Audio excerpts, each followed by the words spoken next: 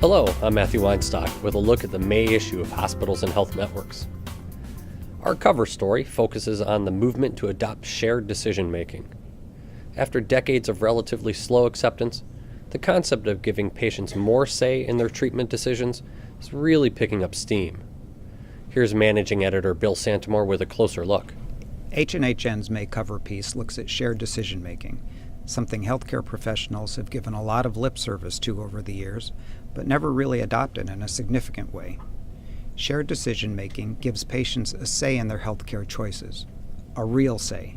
A provider doesn't just ask for a patient's opinion, then pat him on the head and ignore him. The reason this is finally gaining traction is because of the shift to value-based care.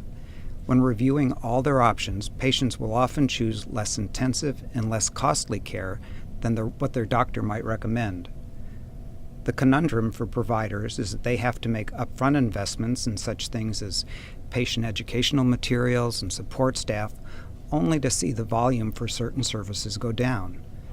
That's a bad situation in the fee-for-service world. On the other hand, under value-based contracts, the benefits of shared decision-making are clear. Patients often choose less expensive care, so costs go down.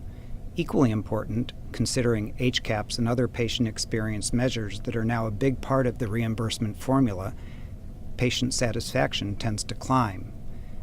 Our article by Lola Butcher looks at how leading-edge hospitals are overcoming barriers, like doctors who say they don't have the time for these kinds of conversations with patients or who feel they know better and shouldn't bother. Also, patient decision aids like videos and electronic health records need to be vastly improved, and nurses or other staff need to be trained to engage with patients and take the burden off physicians. In our interview piece, senior writer Paul Barr talks with an AMA executive about the association's plan to pump $10 million into a project to revamp medical education.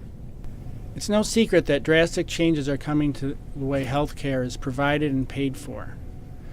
What's less well known is how future generations of doctors are going to operate in a world where population health and the continuum of care are emphasized. That's why the American Medical Association committed $10 million to generate ideas on how to transform medical education.